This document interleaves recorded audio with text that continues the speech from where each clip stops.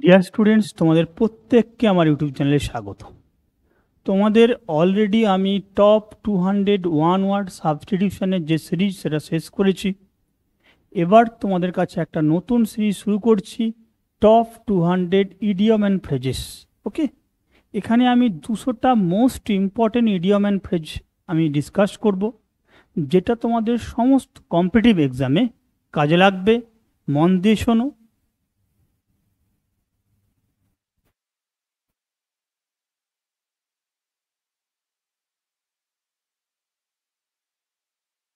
দেখো, প্রথম যে ইডিয়ম আছে একদম A to Z। A to Z বলতে আমরা ইডিয়মের ভাষায় কি জানি না, এভরিথিং অফ এ সাবজেক্ট, মানে কোনো একটা সাবজেক্টের খুঁটিনাটি, কমপ্লিট হোল আইডিয়াকে আমরা A to Z এর মাধ্যমে বুঝিয়ে থাকি। দেখো, বাংলা মানে লেখা আছে সমগ্র বিষয়। একটা সেন্টেন্স এর মাধ্যমে আরও বেশি তোমার নলেজটাকে ক্লিয়ার করে দিচ্ছি। দেখো, you can find A to Z of driving. তুমি পেতে পারো বা খুঁজে পেতে পারো ড্রাইভিংয়ের খুঁটিনাটি বা সমগ্র বিষয় ইন দ্য বুক, এই বইটার মধ্যে। ক্লিয়ার? তো দেখো, এখানে ইডিয়ামসটা মানেটা কি বলেছে, ড্রাইভিংয়ের খুঁটিনাটি বা সমগ্র বিষয়। 2 নম্বর ইডিয়াম দেখব ABC। ABC মানে কি, বেসিক নলেজ। কোনো একটা বিষয়ের প্রাথমিক জ্ঞান বা কোনো একটা বিষয়ের একদম বেসিক নলেজকে আমরা কি বলছি, ABCর মাধ্যমে বোঝাচ্ছি। দেখো, একটা সেন্টেন্স দেখি, she does not know ABC of cooking. তার মানে কি, রান্নার সে কি বেসিকটাও জানে না। তার মানে এখানে তখন আমরা ইডিয়ম কি ব্যবহার করেছি, দেখো ABC। ওকে, 3 নাম্বার দেখব অ্যাবভ অ্যান্ড ব্রড। এই টার্মটা ভালো করে খেয়াল করে দেখো, অ্যাবভ ব্রড বলতে কি বোঝাচ্ছে, বিয়ন্ড ডাউট। মানে কি, যেটা সন্দেহের বাইরে, যেখানে কোনো কিছু সন্দেহ করার নেই। Okay, the ministers dealings are open, বলছে মিনিস্টারের কাজকর্ম, কার্যকলাপ সব কি একদম খোলামেলা।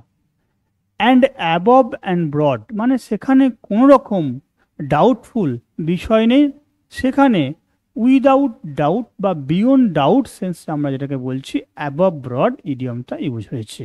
ওকে, কোনো জিনিস খোলামেলা থাকলে, ওপেন থাকলে, সেখানে কোনো লুকোচুরি থাকবে না, সেটা বিয়ন্ড ডাউটই হবে। এই জন্য অ্যাবভ অ্যান্ড ব্রড ইউজ করেছি, above broad. Okay, an Achilles's heel মানে কি, দেখো এই ইডিয়মটা অনেকবার পরীক্ষায় দিয়েছি। উইকনেস বা উইক পয়েন্ট, কোনো কোনো জায়গায় তোমাকে দেবে উইক পয়েন্ট টার্মটা ইউজ করেছে অপশনের মধ্যে। একই জিনিস, মানে দুর্বলতা।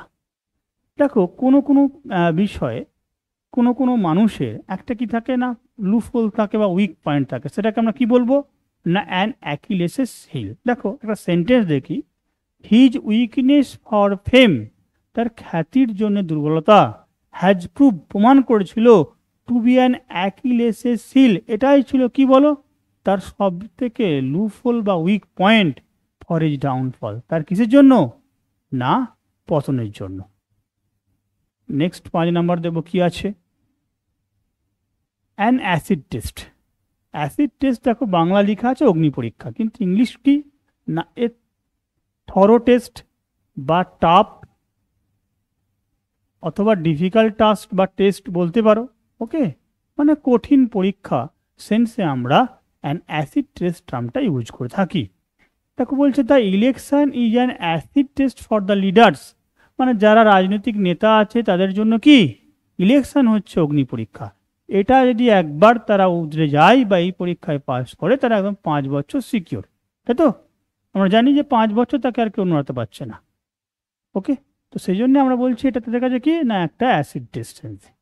A fish out of water, দেখো এই ইডিয়মটা অনেকবার পড়েছে, যে আক্ষরিক মিনিংটা কি বলো, একটা মাছকে জলের বাইরে তুলে আনলে যে অবস্থা, একটা মাছকে জলের বাইরে তুলে আনলে তার সিচুয়েশন কি কমফোর্টেবল হবে না, আনকমফোর্টেবল, কারণ সে তো জলে বসবাস করে, জলে সে জলের জীব। সুতরাং দেখো লেখা আছে আনকমফোর্টেবল। ওকে, অস্বস্তিকর পরিস্থিতি, তার মানে যে জায়গাটায় কেউ কি কমফোর্টেবল ফিল করে না, সেই ক্ষেত্রে তাকে যখন আনকমফোর্টেবল সিচুয়েশন হচ্ছে, আমরা a fish out of water idiom দিয়ে মানেটা প্রকাশ করতে পারি। দেখো ইন দ্য রিমোট ভিলেজ, বলে দূরের গ্রামে। দ্য পোস্টমাস্টার ফেল্ট মানে অনুভব করেছিল, like a fish out of water, মানে কি যেমন করে একটা জল থেকে মাছকে তুলে আনলে সে অড ফিল করে, আনকমফোর্টেবল ফিল করে, সেরকম কি গ্রামে গিয়ে, দূরে একটা গ্রামে গিয়ে পোস্টমাস্টার সেরকমই অনুভব করছিল। নেক্সট 7 নম্বর দেখব, add fuel to the flame. দেখো আগুন জ্বলছে, তাতে তুমি কি জ্বালানি দিচ্ছ, বা বাংলা ভাষায় কি অগ্নিতে ঘি, কি আগুনে ঘি দেয়া, তাই তো। আগুনে ঘি দিলে কি আগুন আরও বেশি জ্বলবে। কোনো একটা জায়গায় প্রবলেম হয়ে রয়েছে, তুমি যদি আরও সেটাকে উস্কে দাও, সেটাকে ঘাঁটাও, কি হবে, আরও প্রবলেম জট পেকে যাবে। এই জন্য দেখো এর সিনোনিম কি দিয়েছে না ইনসাইট সেন্স। দেখো INCIT, এটা মানে কি যে আঁচকে মাঝে মাঝে কী করে বলো, খুঁচে দেয়, সে খুঁজলে কি হয়, আগুনটা আরও বেশি ভালো করে জ্বলে ওঠে।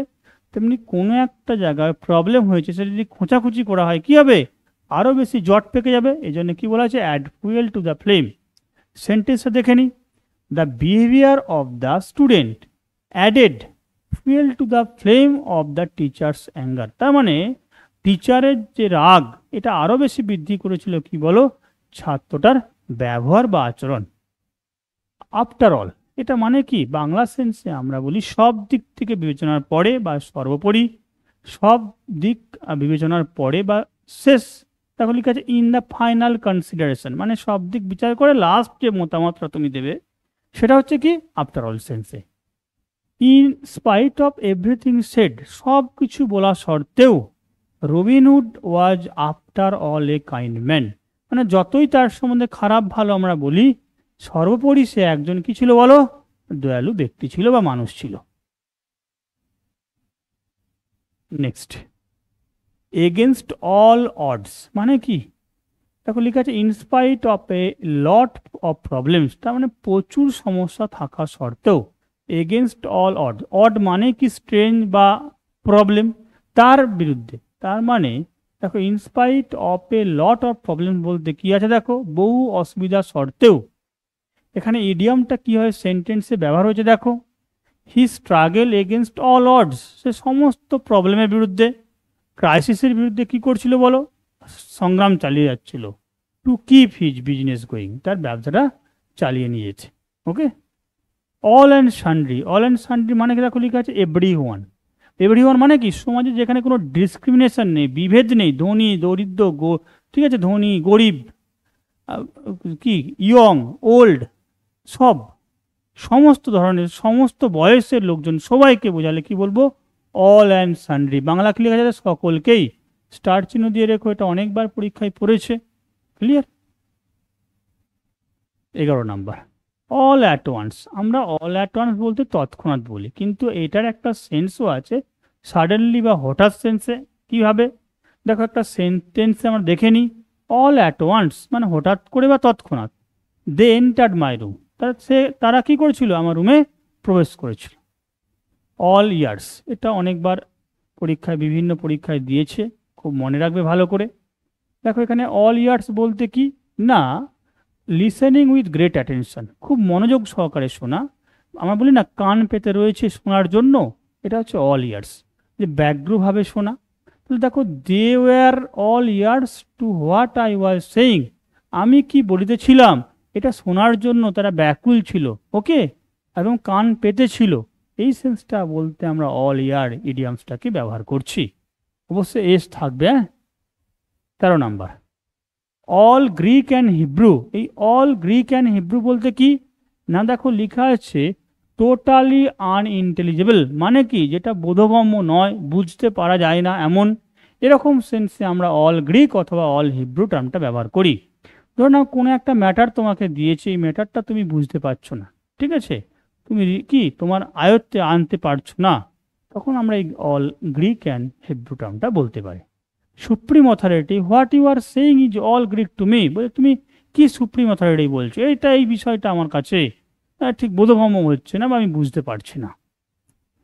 অল অন এ সাডেন হয় আর অল অফ এ সাডেন হয়, দেখো ওই জন্য ব্র্যাকেটের মধ্যে লেখা আছে, দুটোই ঠিক। All on a sudden, all of a sudden মানে কি না সাডেনলি, হঠাৎ করে কোনো কিছু হঠাৎ করে হলে আমি সাডেনলি ব্যবহার করতে পারি, অল অন এ সাডেন করতে পারি, অল অফ এ সাডেন করতে পারি। ওকে, একই মানে। একটা সেন্টেন্স দেখো, all of a sudden the tiger jump on the Hunter, মানে হঠাৎ করে কি হলো না বাঘটা কি হান্টারের উপর, শিকারির উপর ঝাঁপিয়ে পড়েছিল। অ্যাপেল অফ ওয়ান সাই, আমরা একটা বাংলা দেখো পড়েছি নয়নের মণি, মানে খুব আদরের বস্তু, স্নেহের বস্তু। দেখো অ্যাপেল অফ ওয়ান্স আই মানে নয়নের মণি, দেখো এদিকে চোখের মণি, এটা এটা ভুল হয়েছে, এটা পরেরটার সঙ্গে চলে আসছে, মানে এটার সঙ্গে বাংলাটা টাইপ হয়ে গেছে।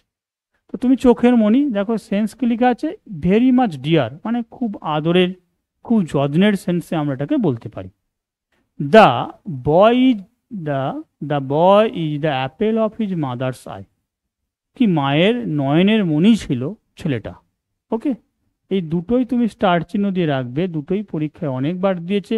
অ্যাপেল অফ ডিসকর্ড মানে কি, সাবজেক্ট অফ কোয়ারেল, ঝগড়া বা বিবাদের বিষয়বস্তু। দেখো এর বাংলাটা কোথায় ছিল, এই বাংলাটা ছিল এখানে, এই বাংলাটা এখানে ভুল টাইপ হয়েছে, দেখিয়ে দিলাম। দেখো অ্যাপেল অফ ডিসকর্ড বলতে যখন কোনো গন্ডগোল বা ঝামেলা বা বিবাদের বিষয়বস্তু হবে, তাকে আমরা অ্যাপেল অফ ডিসকর্ড টার্মটা ইউজ করব। দেখো the property was the Apple of Discord between the brothers, মানে ভাইদের মধ্যে এই সম্পত্তিটাই হচ্ছে কি বলো বিবাদের বিষয়বস্তু বা মূল কারণ। 17 নম্বর দেখব। 17 নম্বর কি আছে, অ্যারাউন্ড দ্য কর্নার মানে কি, কোনো জিনিস আসন্ন বা কামিং সুন, আগত, সেরকম বিষয়কে আমরা কি বলছি, around the corner. The monsoon is around the corner মানে কি, মনসুন বা বর্ষা আসন্ন, মানে বর্ষা খুব শীঘ্রই এসে পৌঁছাবে, এই সেন্সে আমরা কি বলছি বলো, আসন্ন বা around the corner. Arrive at the truth মানে সত্যে পৌঁছানো, সত্যে পৌঁছানো আমরা কখন ব্যবহার করব, যখন আমরা সত্যিটা জানতে পারবো, সত্যিটা আবিষ্কার করতে পারবো। দেখো know the truth, know the truth, at last he arrived at the কি পেটেন্ট ট্রুথ, একমাত্র কি না আসল সত্যিটা কি আমরা জানতে পেরেছিলাম, তখন আমরা দেখো এই অ্যারাইভ অ্যাট দ্য ট্রুথ টার্মটা ইউজ করছি। 19 নম্বর, অ্যাড লগারহেডস, যখন আমরা কোনো বিষয়ে কি থাকবে, মতভেদ থাকবে, বিবাদ থাকবে, মতে পার্থক্য থাকবে, অ্যাট লগারহেডস আমরা এডিয়ামটা ব্যবহার করব। দেখো অলওয়েজ ডিসএগ্রি মানে কি, সব সময় তাদের মধ্যে কোনো রকম মিল নেই, অমিল। The two partners are at loggerheads with each other, তার দুজনের মধ্যে কি আছে বলো, দুটো পার্টনারের মধ্যে কি বিবাদ বা মতভেদ রয়েছে। অ্যাট এ লস্ট, অনেকবার অ্যাট এ লস ইডিয়াম দিয়েছে, মানে হতবুদ্ধি, কনফিউজ বা পাজেল সেন্সে। অ্যাট এ লস বলতে কি, মানে কনফিউজ হয়ে যাওয়া, বিহল হয়ে যাওয়া, হতবুদ্ধি হয়ে যাওয়া, এই পাজেল কনফিউজ টার্মটা তুমি ব্যবহার করবে অ্যাজ এ মিনিং হিসাবে।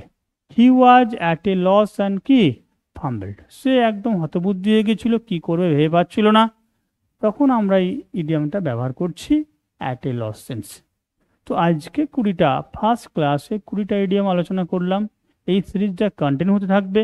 200টা বলেছি, 200টা আর কি ইডিয়াম, মোস্ট ইম্পর্টেন্ট ইডিয়ামগুলো নিয়ে আলোচনা করব with Bengali meaning and sentence. তোমরা দেখতে থাকো, ধন্যবাদ।